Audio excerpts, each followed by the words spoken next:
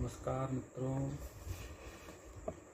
आज मैं आपसे हिंदी साहित्य के एक महत्वपूर्ण टॉपिक पाश्चात्य काव्य शास्त्र के विषय में कुछ जानकारी शेयर करूंगा और उसमें भी विशेष रूप से अरस्तु के विषय में कुछ महत्वपूर्ण बातें। अरस्तु का जन्म 384 ईसा पूर्व में हुआ और इनकी मृत्यु 322 ईसा पूर्व मानी जाती है। अरस्तु के पिता का नाम निकोमैकस था और अरस्तु के द्वारा रचे गए ग्रंथों की कुल संख्या 47 मानी गई है। मित्रों, अरस्तु एक ऐसे दार्शनिक रहे हैं, विचारक, जिन्होंने पाश्चात्य काव्य शास्त्र पे अपनी एक अमिट छाप छोड़ी है। और अरस्तु चूँकि प्लेटो के शिष्य हैं, अतः इन्होंने प्लेटो से भी काफ़ी कुछ ग्रहण किया है और प्लेटो की कई मान्यताओं में इन्होंने अपनी तरफ से रचनात्मक सुझाव भी दिए हैं। अरस्तु को हम यथार्थवादी दार्शनिक या चिंतक कह सकते हैं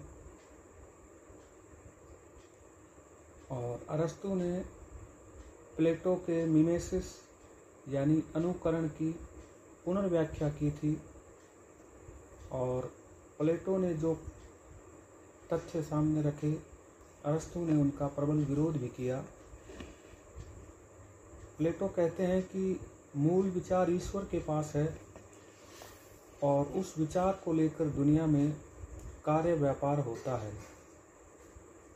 प्लेटो मानते हैं poetry is imitation of imitation,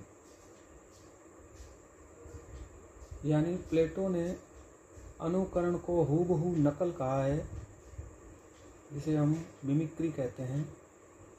लेकिन अरस्तु ने प्लेटो के इस विचार का जोरदार खंडन किया और अरस्तु ने कहा कि जो काव्यगत सत्य होता है वह भावगत सत्य होता है, अर्थात उन्होंने काव्य को सत्य से जोड़ा, जबकि प्लेटो केवल अनुकरण कहते हैं।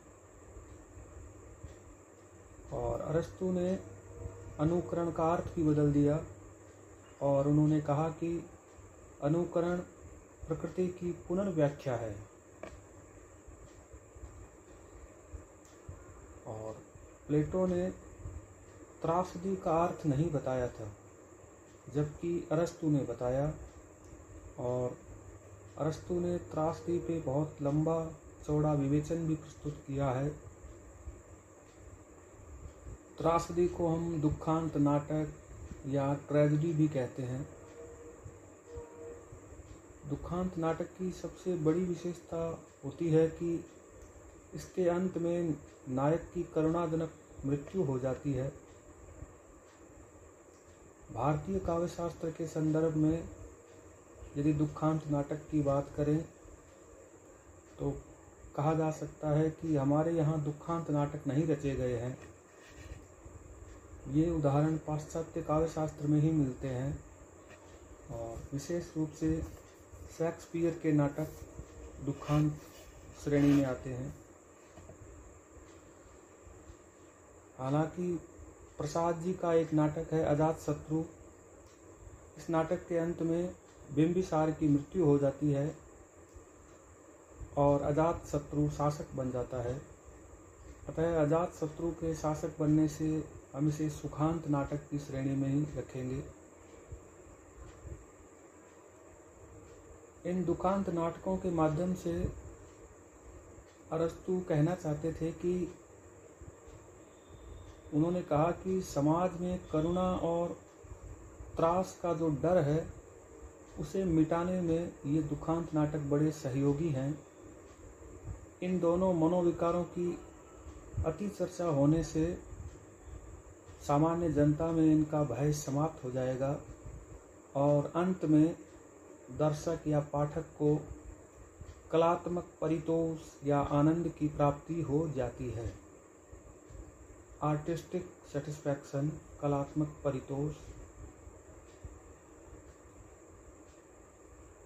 अरस्तु ने त्रासदी या दुखांत नाटक के 6 तत्व गिनाए हैं। 6 तत्वों के नाम इस प्रकार हैं। पहला तत्व है कथानक, फिर है चरित्र, फिर है विचार, अगला तत्व है गीत, 5वां तत्व है अभिनय और अंतिम तत्व है शब्द चयन।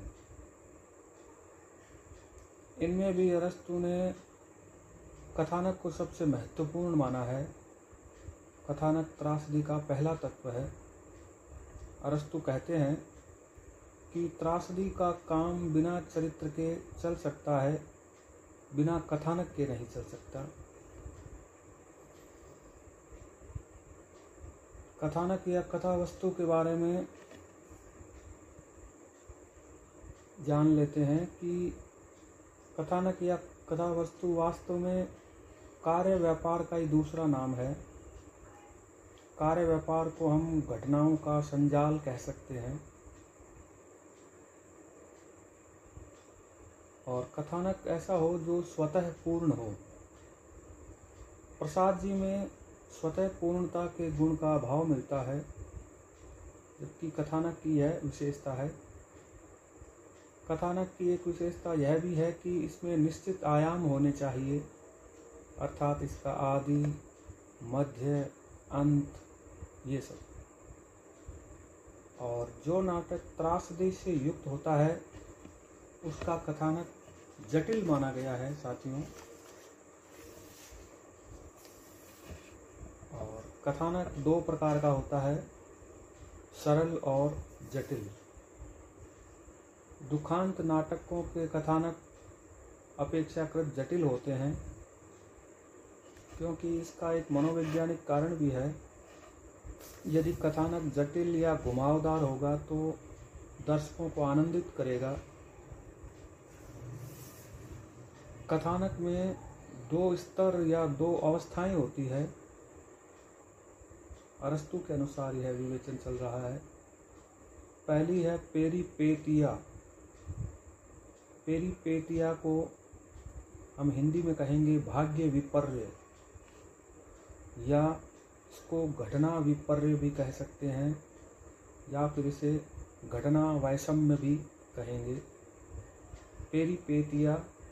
और कथानक का दूसरा स्तर या व्यवस्था है अनग्नोरिसिस।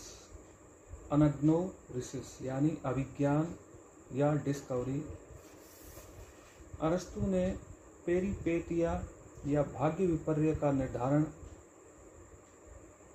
सोफोक्लीज के एक नाटक के आधार पर किया है। सोफोक्लीज का नाटक है एम्परर इडिपस। इसके आधार पे अरस्तु ने इसका निर्णय किया। तो हमें यदि पेरीपेटिया भाग्य विपर्य को समझना है तो फिर एम्परर इडिपस का संक्षिप्त कथानक समझना होगा। तो उसकी घटना इस प्रकार है कि ग्रीक में एक शासक था इडिपस।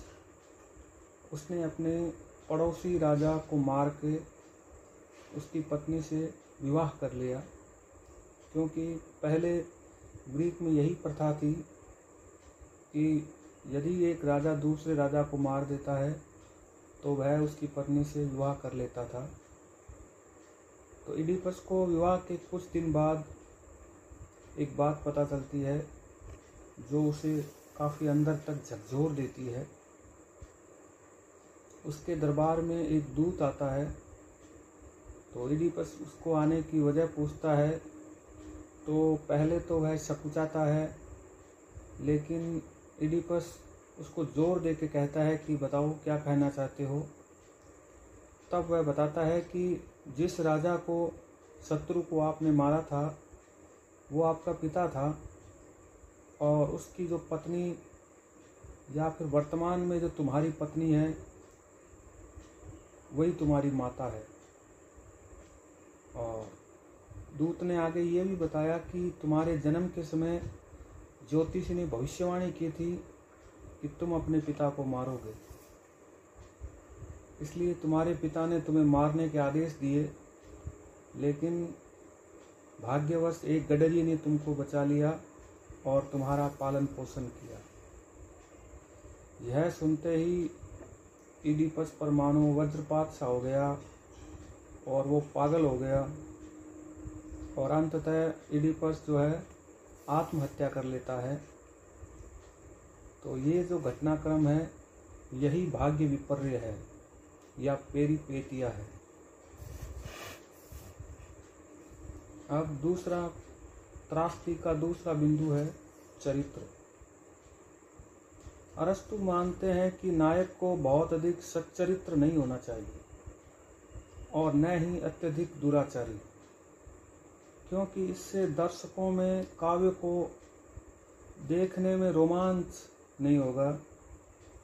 दर्शक जब काव्य देखता है तो उसे एक कलात्मक परितोष की अनुभूति होती है, वो नहीं होगी। यदि नायक बहुत अधिक सच्चरित्र होगा तो उसे कलात्मक परितोष नहीं मिलेगा, या फिर नायक बहुत अधिक दुराचारी होगा तब भी नहीं मिलेगा। यदि भारतीय शब्दावली के अनुसार कहें तो दर्शक का साधारणीकरण नहीं हो पाता, यानी दर्शक स्वयं को उससे जोड़ नहीं पाता। इसलिए अरस्तु का एक कथन भी है कि चरित्र विशिष्ट या अद्वितीय न हो तो ऐसे चरित्र की कथानक में कोई उपयोगिता ही नहीं है। यानी अरस्तु मानते हैं कि चरित्र चित्रण में विशिष्टता झलकनी चाहिए, कुछ खास बात होनी चाहिए। अरस्तु इसलिए कहते भी हैं कि जो घटित हो सकता है या जिसकी संभावना है उसे भी सत्य ही माने।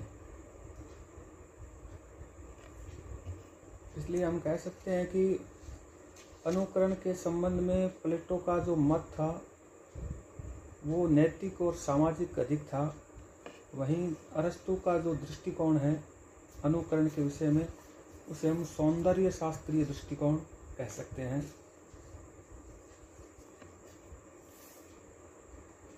अब देखिए अरस्तु के विरेचन सिद्धांत के विषय में थोड़ी सी सामान्य जानकारी। विरेचन सिद्धांत, विरेचन यानी शुद्धिकरण, और इसके लिए यूनानी शब्द है कैथारसिस। विशेष रूप से विरेचन शब्द जो है चिकित्सीय भाषा का शब्द है। रेचन यानी शुद्धिकरण और रेचक एक तरह से पेट साफ करने वाली दवा या जुलाब को कहते हैं। क्योंकि अरस्तु के पिता वैद्य थे, अतः वो बार बार कैथारसिस या विरेचन शब्द काम में लेते थे। इसी आधार पर अरस्तु ने यह सिद्धांत प्रस्तुत किया। सामान्यतः विरेचन शब्द के 4 अर्थ मिलते हैं।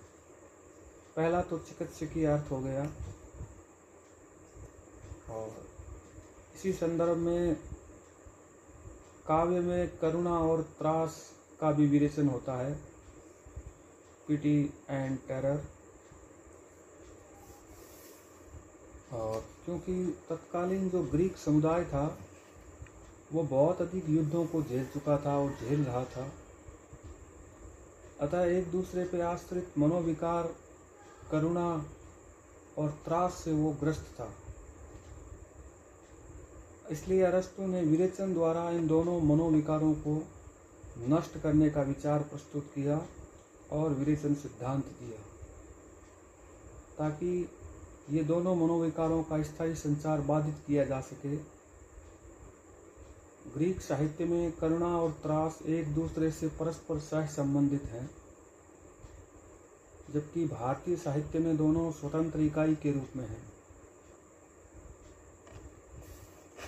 और करुणा किसे कहते हैं? जब निर्दोष व्यक्ति का पतन होता है तो उसकी दशा देख के करुणा उत्पन्न होती है, और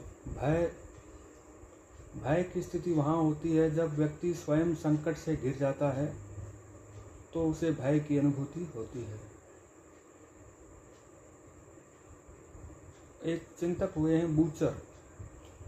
बूचर ने विरेचन का जो अर्थ दिया है वह बड़ा अच्छा है और काफ़ी प्रशंसा भी मिली बूचर को इस अर्थ के लिए। बूचर ने इसे कलात्मक परितोष कहा है, आर्टिस्टिक सेटिस्फैक्शन।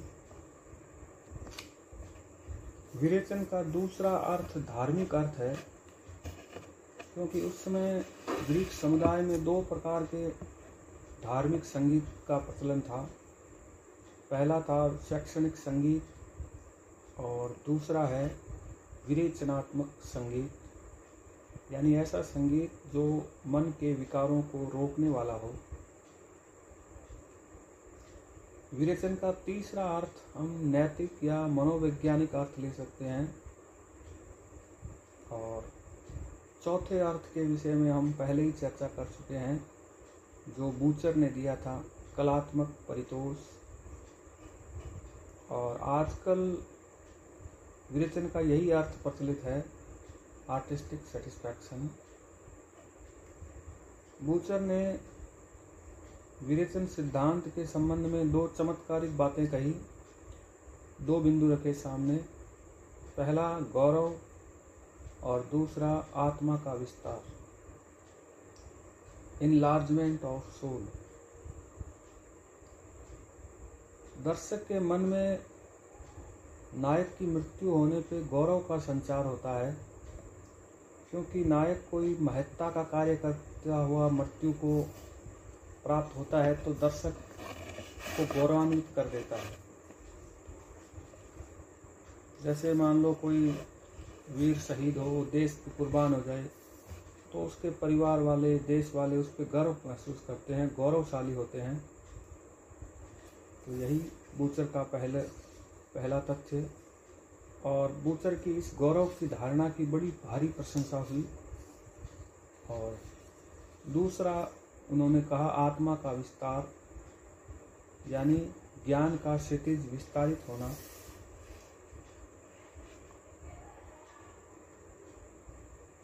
त्रासदी को अरस्तु ने विशेष सराहना की, त्रासदी की, और इसे महाकाव्य की अपेक्षा अधिक महत्व दिया।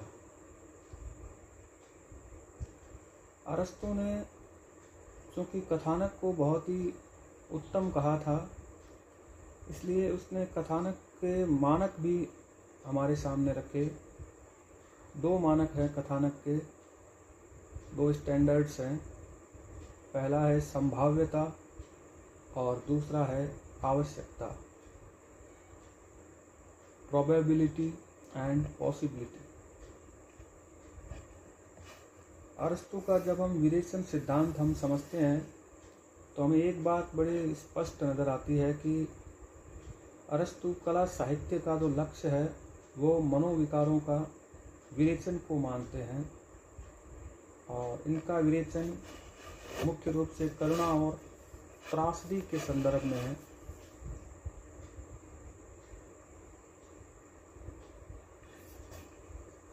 अरस्तु ने काव्य के तीन भेद हमारे सामने रखे थे, ट्रेजेडी, कॉमेडी और एपिक। एपिक यानी महाकाव्य। अरस्तु के विचार था कि मनुष्य दो वजहों से काव्य की रचना करता है। पहली वजह है मनुष्य की अनुकरण की प्रवृत्ति होती है, यानी मनुष्य दूसरों का अनुकरण करने की भावना रखता है, इसी कारण से वह काव्य रचता है। और दूसरी वजह है अनुकरणात्मक कार्यों और रचनाओं में मनुष्य की अभिरुचि भी होती है।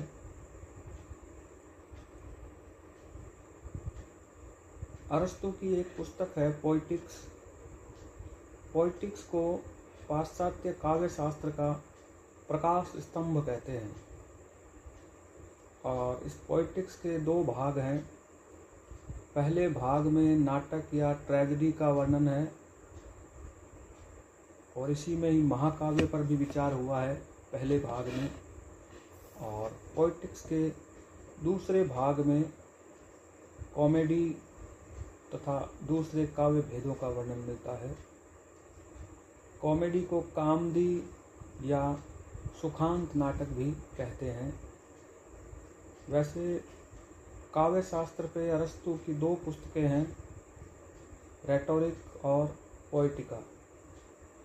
रेटोरिक यानी अलंकार शास्त्र।